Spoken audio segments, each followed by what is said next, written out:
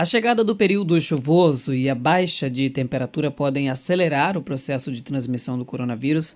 Esta é a conclusão de um estudo que foi feito por pesquisadores da Universidade Federal Rural de Pernambuco e publicado numa revista científica holandesa, a Science of the Total Environment. Nós vamos repercutir essas informações para você ouvinte a partir de agora e por isso estamos ao vivo com o professor Marcos Sobral, da UFRPE, autor principal desse estudo. Professor, muito bom dia para o senhor e obrigado em atender a CBN. Bom dia, Anderson. Obrigado também pelo espaço. Bom, professor, alguns problemas de saúde, como por exemplo as síndromes respiratórias, historicamente já aumentavam no período de chuvas. Com relação à Covid especificamente, que agrava ainda mais a situação do pulmão, eu pergunto ao senhor qual é a conclusão desse estudo no sentido de que há uma piora de casos do coronavírus quando tem mudanças climáticas, hein?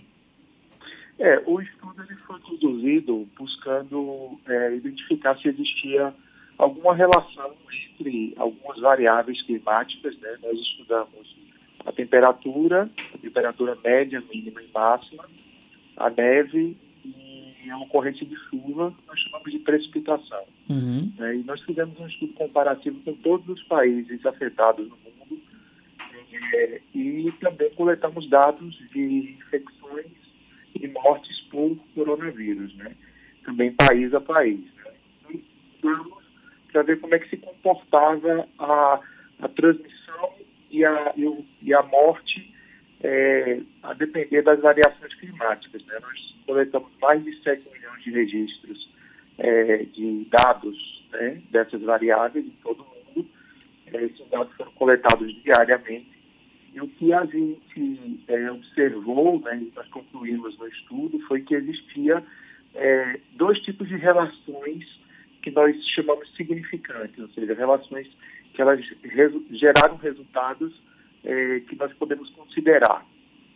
A primeira foi que existia uma associação negativa entre temperatura e o volume de pessoas infectadas, ou seja, em ambientes, ou em países, ou em dias em que a temperatura ela foi mais alta, você também teve um acompanhamento de uma redução no número de casos de coronavírus. E nós vimos também que existia um outro cenário que era em momentos em que você tinha uma precipitação, ou seja, um volume de chuvas mais elevado, você também tinha um aumento de pessoas também infectadas. Então, nós dizemos que, no caso da temperatura, nós tivemos uma associação negativa, ou seja, a temperatura subiu, o número de casos caiu.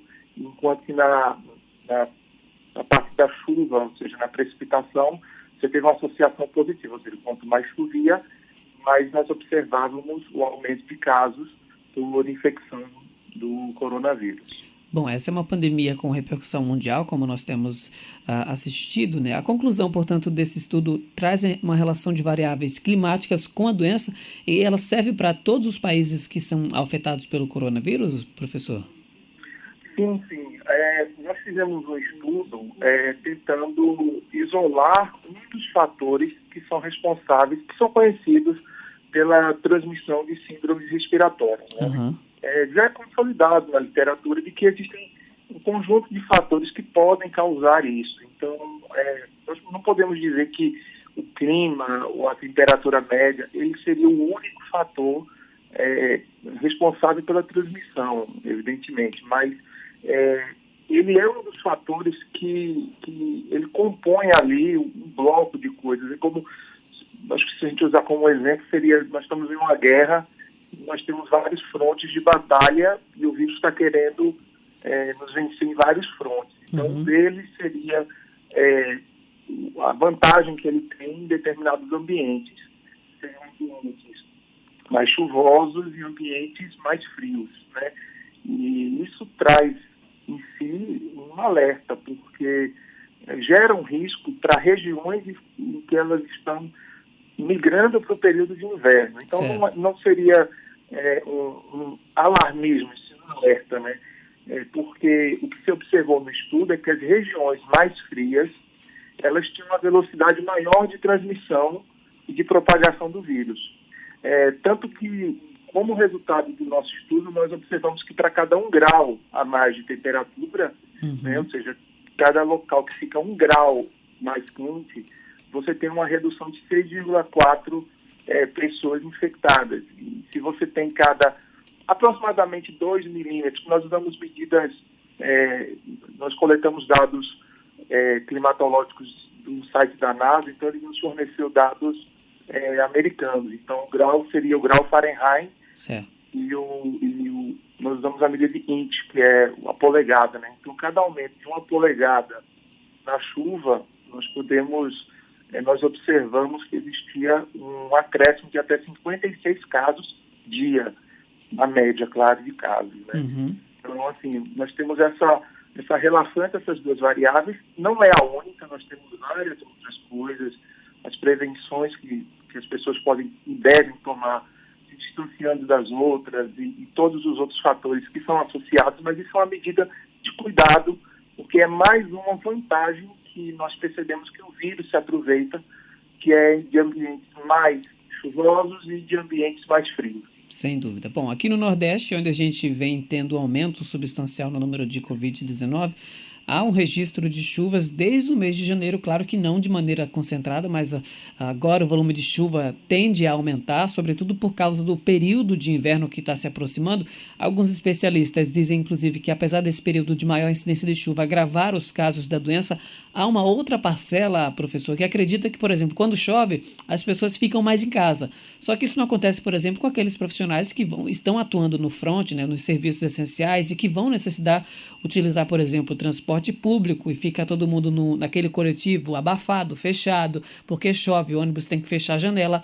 E aí eu questiono o senhor o seguinte: esse isolamento mais duro que teremos a partir de amanhã, né, proposto pelo governo, na sua avaliação, deve ajudar a diminuir a transmissão dos casos, já que devemos entrar numa fase que é considerada mais delicada, professor? Eu sei que em Recife nós temos muito medo da chuva, porque ela alaga mesmo, e quando dá um pouquinho de chuva já alaga toda a região. Mas aqui na nossa região, nós temos um fluxo de chuvas, evidentemente, que não dá para alagar, mas que o vírus termina se aproveitando, né? Então, você pode ter uma redução aí no número de pessoas na rua porque está chovendo. Sim, é verdade. Se você tem um alagamento, as pessoas param de sair, mas qualquer índice de chuva, isso ocorre e o vírus se aproveita disso, né? Então, não é só quando alagam ou quando as pessoas deixam de sair. A questão do isolamento social, nós não estudamos especificamente essa variável. Como nós falamos, o vírus se aproveita de várias brechas para poder se propagar. Nós nos concentramos especificamente nas variáveis ambientais. Mas, assim, eu sempre costumo dizer, o vírus não tem uma vacina. Então, é ficar tomando medidas sociais até que uma vacina surja para nos proteger. Então, claro, eu já ouvi algumas pessoas dizerem, não, é um remédio amargo. Eu digo mais, normalmente é um remédio amargo e tóxico, como a quimioterapia. Mas se você não tem outro, infelizmente, é esse que você vai ter que tomar para sobreviver. É uma questão de causa e efeito. Certo. Se você não vai para o local onde o vírus está disponível para lhe infectar, você não vai pegar o vírus. Eu posso dizer que esse distanciamento, né, apesar de não ter sido foco do nosso estudo, sim, ele é um remédio amargo, às vezes até tóxico. É aquele negócio, nós temos que tomar um remédio que às vezes é tóxico, porque nós estamos trocando isso pela vida. Então, se você quiser viver, você toma. Se você não quiser... Então, assim, a gente compara esse aspecto, né? Eu acredito que as pessoas, elas, claro, não devem ficar alarmadas, mas devem tomar cuidado com esse período. Esse período que é muito mais propício. Perceba que o coronavírus surgiu em dezembro, ele afetou, evidentemente, regiões tropicais, mas as regiões frias foram as que mais se afetaram. Então, você tinha a região da Itália, você tinha a região da França, você tinha os Estados Unidos. Então, todas as regiões elas estavam em período de inverno e agora viraram para o verão.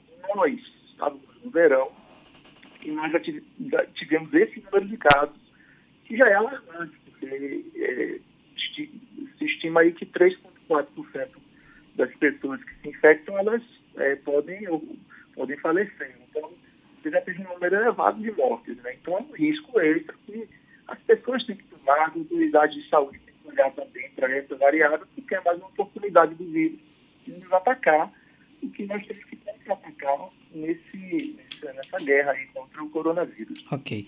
Professor Marcos Sobral, muito obrigado pela conversa aqui na CBN. Excelente dia para o senhor e até um próximo encontro. Eu agradeço.